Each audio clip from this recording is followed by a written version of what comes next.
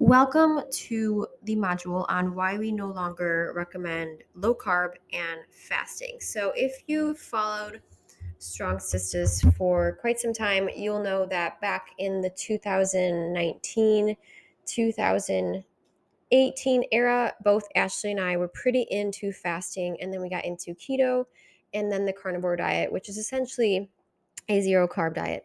So we thought that was the tool that we needed to bring our bodies back into a state of health.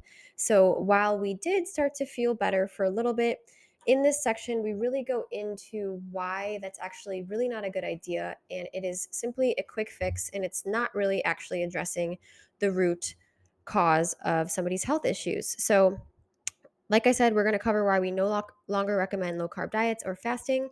There are far less stressful ways to achieve the benefits of fasting without actually depriving yourself.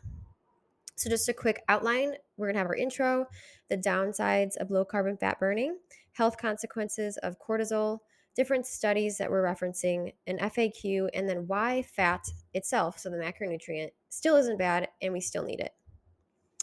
So, all parts of the body need energy to work. This energy comes from the food we eat, and whether we rely more on carbs or fats for energy production has implications on our thyroid metabolism and overall health.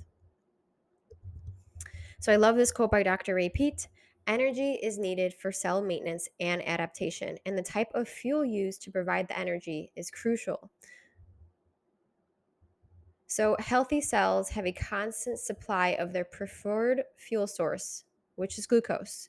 Carbs allow cells to produce CO2 and ATP via oxidative metabolism. Without ample energy, optimal function and structure of cells cannot be maintained. So, when dietary carb intake is restricted and blood sugar is low, the body becomes stressed and will turn to backup fuel sources to provide energy for the cells in two different ways. Lipolysis, where the adrenal hormone, adrenaline, and other lipolytic stress mediators signal the liberation of fatty acids from stored fat to be used for energy. And two, the other mechanism that works in conjunction with lipolysis is called gluconeogenesis. So, gluconeogenesis is a huge word that you're going to hear in the keto, low carb, carnivore fasting realm. And it is a metabolic pathway that results in the generation of glucose from non carb substrates like protein and fatty acids. During this inefficient process, cortisol attempts to raise blood sugar by converting the body's own tissues, like your liver, muscle, skin, and thymus, to make glucose to fuel your cells. So, certain parts of the body require carbs to function and cannot use fatty acids or ketones for energy. So, essentially, if you are going to rely on this process, you're going to force your body to make glucose some other way than just providing it via fuel. So, some examples of body parts that require carbs to function include red blood cells, central nervous system cells, the kidney, the tissues of the eye, like the lens and the outer segment of the retina, and some parts of the brain. So, while ketones can supply up to 70% of the energy demand with low carb diets, otherwise, 100% of the energy is made from glucose in your brain. Thus, it is essential that the body maintains a minimum blood glucose concentration to supply at least these cells with glucose. So, if someone is in a state of ketosis, their body will be performing gluconeogenesis to maintain this base level of glucose in the blood to deliver to various tissues. And, like we will discuss, this is a backup process and it is not preferred by the body and it is not the most energy efficient.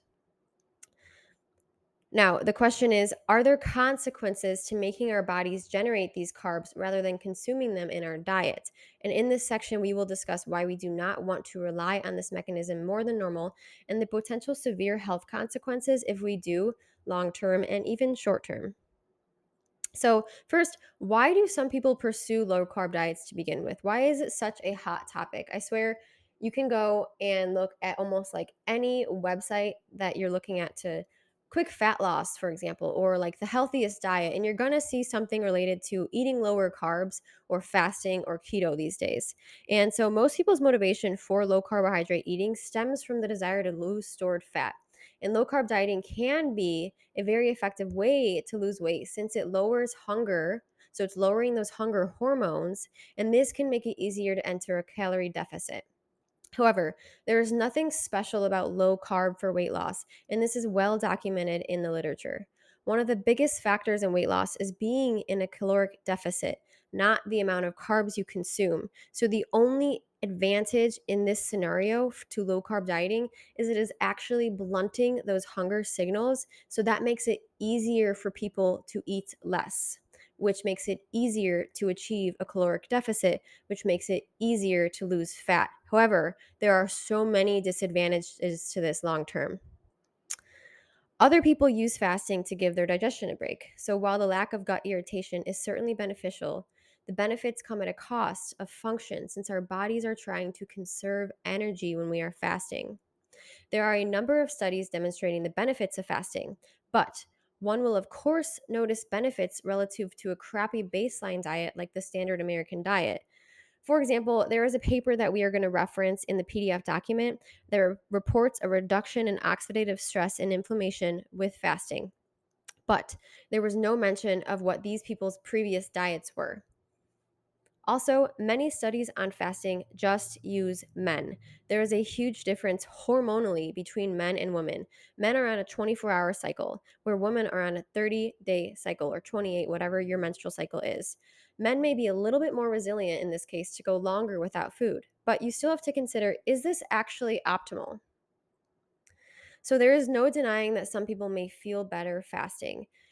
While fasting, stress hormones like adrenaline and cortisol are released, which makes you feel wired, alert, and energetic in the short term. There are long term consequences to relying on stress hormones for energy. Plus, these stress hormones release free fatty acids during fasting to serve as supplemental fuel.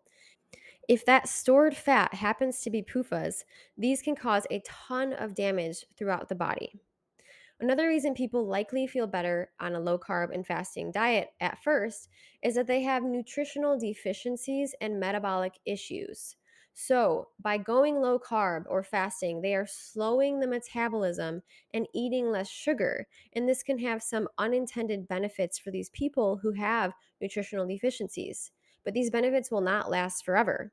It's a defense mechanism, not a lifestyle. This is a temporary masking or suppression of the nutrient deficiency, not a long term fix or root cause. So while you may not be dealing with the symptom that is coming from the deficiency, you are actually still not fixing the deficiency. You are just slowing your metabolism so much that it doesn't have as large of an impact on your life anymore. There are a number of consequences to both low carb diets and fasting long term, like suppressing the metabolism, breaking down tissues, accelerating aging, depleting glycogen, burdening the liver, and stressing every single cell in the body. You can lose weight in much healthier ways, and you can get healthier in much healthier ways. There are physiological consequences to long term fat burning with keto and fasting. So, first and foremost, is the activation of stress hormones. The process of getting into a fat burning state activates stress hormones. After depletion of blood glucose levels from a low carb diet or fasting, our bodies activate stress hormones like cortisol, adrenaline to use stored or dietary fat for energy.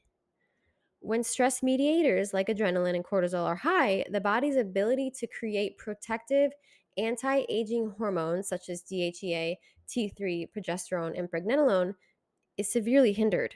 We are already exposed to so many stressors during modern times, like toxins in our food, water, and air. We're working all the time, we're stressed, we're balancing 100 different things, there's EMFs flying everywhere. Why would we voluntarily add on an avoidable stress, like fasting, to this already massive load?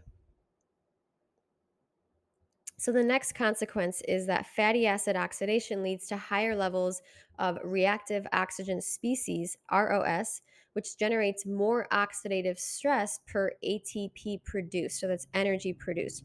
Again, guys, we have all of these studies that we're referencing in these slides in the PDF document for you to check out for yourself. So, why does this happen? Lower levels of oxidative phosphorylation, which is the full oxidation of glucose, and a buildup of free electrons due to a higher FADH2 to NADH ratio. So we're getting a lot more technical here. So stay tuned to the end where we kind of summarize this all. But if you're interested in the science behind it, definitely pay attention to these slides. So Antioxidants can prevent some of the damage from the increase in ROS, but it does not fix the underlying problem, which is a deficiency in electron acceptors. The solution is more electron acceptors, ideally oxygen, at the cellular level, which is why more CO2 is important for the Bohr effect. So, Ashley does the section on CO2, and I highly recommend paying attention to that module if you want to understand this mechanism more. Another downside is that fat oxidation produces less CO2. So, carbs produce 50% more CO2, which is another reason for less oxidative stress relative to fat burning, since CO2 itself acts like an antioxidant, and this increases oxygenation and the rate of metabolism.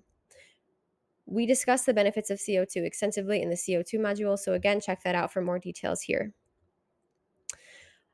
Another downside is that low carb eating negatively impacts thyroid health by lowering active T3. As a note, this is not due to the thyroid itself. The thyroid actually produces very little of the active thyroid hormones. It mainly produces the precursors.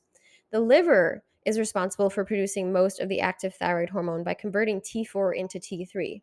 Cortisol, which is chronically elevated on a low carb diet, blocks that conversion. And even without cortisol, not consuming many carbs leads to low T3 production, since T3 production is dependent on liver glucose and glycogen status. In clinical studies, a calorie restricted, low carb diet depresses T3 levels similar to starvation, where a calorie restricted diet with carbs does not. So just get that clear. A low carb, calorie restricted diet suppressed and depressed the T3 levels, whereas a calorie restricted diet, so still the same lower calories, however, with carbs, did not have that same depression of the T3 levels. So you can see that there is definitely something going on where there is less conversion of T4 to T3 in the liver when we're not eating enough carbs. So thyroid hormone T3 is related to cellular CO2 production and metabolic rate. Yes, our thyroid and body can function with lower T3, but it is certainly not optimal. There are so many benefits to having more active thyroid hormone T3. The thyroid's hormones regulate vital bodily functions such as respiration, muscle strength, heart rate, body temp, digestion, the conversion of beta carotene to vitamin A, menstrual cycles, and the conversion of cholesterol to downstream steroid hormones and protective hormones. So it makes sense why the liver would reduce T3 levels in a fat burning state. Why would your body produce a hormone that increases your metabolism and makes you burn more energy when it doesn't have enough glucose coming in? It's a protective mechanism. Fasting negatively impacts heart rate and body temperature. It was shown that 8 weeks of an alternate day fasting regimen decreased the heart rate of the individuals. It is also widely known that fasting decreases core body temperature as part of the adaptive thermogenesis process. So these are all things that I genuinely wish that I would have been told before I decided to do a lot of fasting and a low carb carnivore diet. Yes, the thyroid can always bounce back, but it's just one of those things that I wish I never added this unnecessary extra stress to my body when it was trying to do its best and it was trying to heal. So, another negative consequence is that gluconeogenesis is energetically expensive and does not actually increase our energy supply. The liver does not preferentially perform gluconeogenesis. It is a backup system, as we mentioned, to produce glucose when we are not consuming it. While our bodies always perform some level of gluconeogenesis, there are a number of concerns of increasing our reliance on this pathway with carb restriction and fasting. Gluconeogenesis is not efficient and it requires a lot of energy to produce it. So, overall, 6 ATP worth of energy are invested to yield glucose, which gives us 2 ATP when broken down through glycolysis. This is not efficient. Why would our body choose this pathway unless it absolutely needed to? Again, it's a survival mechanism, not something that our body wants to be relying on. This is a great quote by Chris Masterjohn. One of the most pervasive themes in biology is the drive to conserve energy. That we will spend this much energy synthesizing glucose is a testament to how essential it is to our life and well being. So, the body's going to spend this much energy to make glucose just screams that our body actually does require glucose to function optimally, and it will make it however possible. Gluconeogenesis is stressful since the activation of stress hormones is required for gluconeogenesis to be performed. This is another great quote by Chris Masterjohn. Gluconeogenesis is stimulated by the diabetogenic hormones like growth hormone, epinephrine, and cortisol. Since gluconeogenesis is an extremely expensive investment with a negative return, it makes sense that the body would regulate it as a stress response and thus place it under control by cortisol. So, while there are a few studies showing that fat adapted athletes do not have higher blood cortisol levels, we have to remember that blood cortisol is not always the best marker. Tissue and blood levels of cortisol can be different, but it is hard to measure tissue levels of cortisol. Relying on gluconeogenesis will break down muscle tissue for amino acids, which will then be used as the substrates for glucose production. If one doesn't consume enough dietary protein, this could be a massive concern, but consuming too much protein can kick someone out of ketosis. The fact that this pathway is energy demanding and inefficient and is always taken under the direction of cortisol and other stress hormones supports that it's a survival mechanism and not a means for optimal health. Another downside and consequence of long term fat burning with keto and fasting is liberated PUFAs slow the cellular processes of high metabolic rate organisms. When fatty acids are liberated during lipolysis, these fats tend to be rich in PUFAs, which promote the stress response and suppress the action of the thyroid due to toxic and harmful byproducts. The toxic lipid peroxides can also damage the cells and inhibit energy production. So, if you're unsure still, why we should be avoiding the liberation of PUFAs, make sure you check out the entire module on polyunsaturated fatty acids. Another consequence is the impaired ability to use carbohydrates effectively. Relying on fatty acid oxidation lowers one's ability to properly use and burn carbs. Due to the Randle cycle, the more fat we consume, the more PDH is inhibited and the less carbs we oxidized. So, this is a great quote to understand this more. Increased fatty oxidation perpetuates dependence on fatty acid utilization by inhibiting glucose oxidation via the Randle cycle, in which acetyl CoA generated from fatty acid oxidation inhibits the mitochondrial enzyme pyruvate dehydrogenase, PDH. Fatty acid oxidation is synonymous with some degree of glucose intolerance. So, as a note, not all fatty acids have the same effect. The negative effect on glucose metabolism increases with chain length and degree of unsaturation of the fatty acids. For example, PUFAs interfere more than saturated fatty acids, and this is again discussed in depth in the PUFA section. So it is a short term fix. Eliminating carbs does not actually fix the problem, it is avoiding it. In a paper by Mamunis, PhD, he mentions the reduction of glycemia seen in low carb dieting is not a sign of increased insulin sensitivity, but simply a removal of the challenge. It's like when you're working out and you skip leg day since you don't have strong leg muscles. So you might not have that struggle on the squat or the leg press, but you're not actually doing anything about it. You're simply avoiding it. You're just not doing the exercises. So your legs are actually not getting any stronger. So, it is now well documented that fasting increases baseline cortisol levels. We have a ton of great studies linked in the PDF document for this statement. Cortisol itself is not a bad thing. It is a hormone that is essential for human life. It is necessary for acute situations and is released in response to stressors in the body. It plays an integral role in our metabolism, keeping our blood sugars from going low when fasting overnight during sleeping, for example. In general, our body keeps cortisol levels in a tight range. Our body is very good at doing that, but there are certain instances where it can be chronically elevated, and this is what causes problems. The greater we rely on these emergency hormones in our daily function, the quicker the body breaks down. The following dietary strategies increase cortisol, that is, carbohydrate restriction, low calorie, and fasting. Since all of these ways of dieting utilize similar backup energy pathways and cause low blood sugar, which stimulates the release of cortisol. So, this is why we do not want cortisol long term. It is a long list of reasons. So, for one, Cortisol long term lowers conversion of T4 to active T3 thyroid hormone, inducing hypothyroidism and lowering metabolism. Both Ashley and I experienced this firsthand from following a low carb diet. We induced hypothyroidism on ourselves. It increases visceral fat, which are the fat cells around the central organs. It lowers muscle mass since cortisol reduces protein uptake by the muscles. In fact, in the presence of cortisol, muscle cells decrease glucose uptake and consumption and increases protein degradation for an increase in gluconeogenesis. Less muscle, of course, also lowers metabolic rate. So, all around, that's a huge negative. It promotes hair loss. It increases fatty acid levels in the blood. And by reducing cortisol, you can actually help improve insulin sensitivity. So, high cortisol results in insulin resistance. It promotes the development of fatty liver. It disrupts the gut barrier, which can lead to a number of digestive problems. It suppresses appetite. It increases the rate of depression. And it leads to hormonal imbalances like an increase in estrogen and an increase in infertility.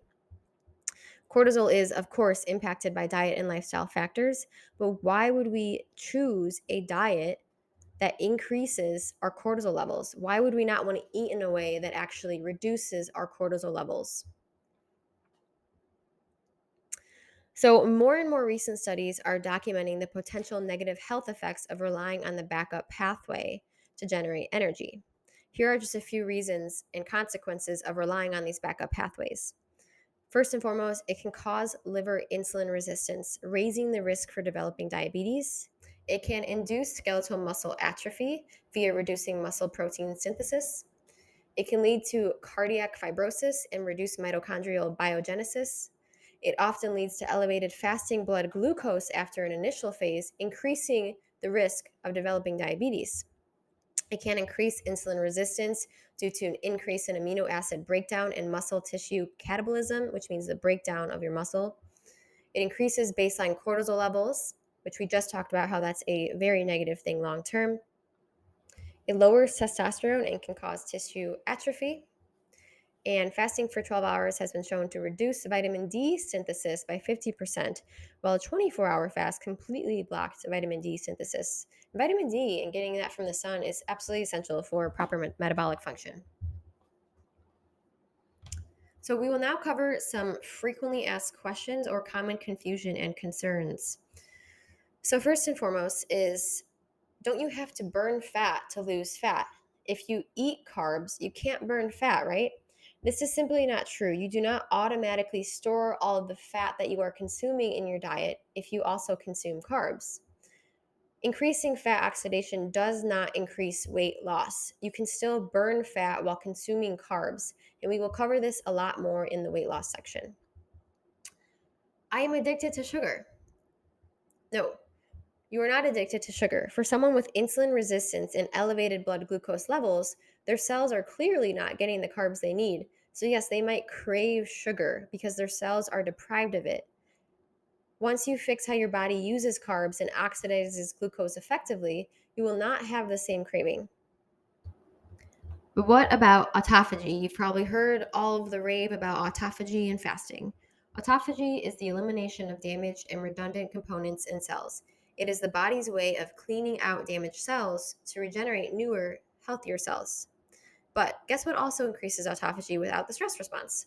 The thyroid hormone. And most people do not actually have a good functioning thyroid system. This is what this guide is all about helping you achieve. Also, good quality sleep and exercise performance requires good functioning thyroid system. So there are better and safer ways to get the same results as fasting. What about insulin resistance? What this signals is that the pancreas has lost its ability to signal efficiently. As a result, there are sustained levels of insulin and elevated levels of glucose that aren't being delivered to the cells and used for fuel. Elevated glucose levels for prolonged periods of time will turn into triglycerides and increase adiposity. It's not the sugar that's causing it, it's the inability of the individual to use glucose for fuel. Lowering carbs does not fix this problem, it removes the trigger. We didn't resolve the pancreatic function. If you add carbs again, the problem still isn't fixed. you are still going to be relying on fatty acid oxidation and gluconeogenesis. So, the problem of insulin resistance can actually be due to poor thyroid function. Every cell and organ in the body is thyroid dependent since thyroid hormone is the master metabolic regulator. Thyroid hormone regulates pancreas production of insulin. So, the goal here is to restore the thyroid pancreatic signaling and proper glucose metabolism to actually fix the problem, not just avoid carbs because of the whole insulin resistance topic. Fat is brain fuel. Yes, there are tissues that preferentially use fats for fuel, but the brain is actually not one of them. Our brains are extremely energy demanding. They only weigh about 3% of our total body weight, but use 20 to 25% of our total body energy. The brain is made up of a lot of lipids and cholesterol, but it can't actually use fat for fuel. It can only use carbs and ketones. We only produce ketones when we limit our carb consumption. And even so, our brain can only use up to 70% ketones for very fat adapted individuals, meaning 30% glucose is still used and has to be produced by the body if we're not providing it via diet. Ketone generation has consequences like activation of stress pathways. If not generating ketones, the brain uses 100% glucose. So why doesn't fat work as fuel for the brain? One reason being is that utilizing fat as fuel for the brain enhances the risk of neurons to become hypoxic, since ATP generation from beta oxidation using fatty acids demands more oxygen than glucose. Fats produce more oxidative stress per ATP produced. The brain is extremely fragile, so we do not want more ROS, reactive oxygen species. Due to higher FADH2 to NADH ratio, as we discussed in the beginning of this module, beta oxidation generates more superoxide in ROS, causing severe oxidative stress. So basically, it just is generating more and more inflammation and oxidative stress if we're relying on using fat for fuel. The rate of ATP generation from fat is 2 to 3 times slower than using glucose, so it's inefficient. And the lack of fatty acid oxidizing enzymes in the brain suggests the brain has developed to use carbs for fuel. So it is just the preferred and optimal pathway for the brain as well. But fat produces more ATP gram per gram net relative to carbs. Yes, this is true, but this is not the whole picture. The rate of ATP production is more important than the potential ATP per gram. What matters is how well we can oxidize that fuel, how rapidly we can do so, and how much oxidative stress is generated in the process. We want to minimize that oxidative stress. Instead of looking at a gram per gram basis, let's look at a per time. Rate of ATP production is 2 to 3 times slower with fats relative to carbs. So, like I said, it is a lot less efficient. Isn't fasting more effective for weight loss? Intermittent fasting and utilizing fasting to lose weight is all the rave. You're going to see it from every population on Instagram basically promoting this tool. And it is just that it's a tool and it can be used. However, like we've discussed in this guide, there are definitely consequences to using it. And there's actually nothing inherently more beneficial to utilizing fasting for weight loss. It is not more effective. Caloric restriction and fasting produce the same effects on weight loss. For some people, they may be able to use fasting as a tool to allow them to restrict calories, but it does not provide any unique advantages. And as we discussed, has a lot of potential disadvantages to the metabolism. So the effects on the metabolism of fasting will long term make it more difficult to keep weight off without having to eat less and less calories. We want to do the opposite, right? We want to increase the metabolism so we can naturally maintain a healthier body weight easier by eating more calories. So, I think it's really important that we touch on this point that fat isn't bad. So, fat, the macronutrient, isn't bad. We need to consume it, and we use both carbs and fat to fuel us. So, even though we've discussed all the downsides to relying on fat for fuel, this does not mean that we should eliminate it from our diet.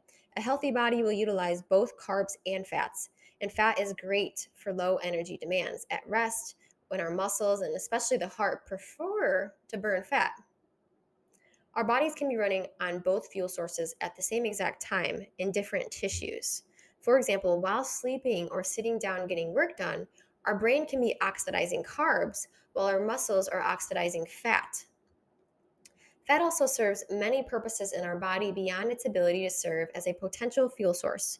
Fat is a structural component of our cells and has plenty of antimicrobial effects. However, we want to preferentially choose burn carbs more often than fat, and allow the body to burn fat when it needs to and when it prefers to, not force it to do so. The pathway we use most of the time is important for our overall well being and health. So, we want to preferentially choose carb burning, which is burning more carbs than fat, and allow the body to burn fat when it needs to and when it prefers to, not force it to do so, if that makes sense. So, the pathway we use most of the time is important for our overall well being and health. Another way to think about this is that the respiratory quotient, so the percent of carbs versus the percent of fat you are oxidizing, generally reflects the food quotient, so the ratio of fats and carbs in the foods you are eating. So, just an example, you're always going to be consuming some amount of protein, right? But that's more structural. The carbs and fat you are consuming is for energy. And if you are consuming, let's say, so 100% of the calories you are consuming for energy are coming from some percentage of carbs and some percentage of fat. So let's say 70% of those are coming from carbs and 30% of those are coming from fat. You will likely burn that percent for fuel. So 70% from carbs, 30% from fat. In order to properly digest carbs, one must create the ideal environment for our bodies to be able to fully oxidize them. And the ability to digest them not only matters for our own digestive ease, but also for our ability to utilize them as energy, right? We have to break them down in order to use them. So that we are going to go further into depth of this topic in the implementation section of this guide. This was much more of an informational module on why we kind of want to definitely not rely on the backup pathways of energy production long term, or really even short term. We want to do our best to reduce the amount of stress our bodies are going through because we already have so many stresses in our environment. And the best way to do that with our diet is to provide it the proper amount and types of fuel to minimize cortisol levels, inflammation, and any other stressful pathways that do not need to be utilized unless we are in some sort of survival mode. So let's just not go after seeking those survival modes. Let's try to thrive.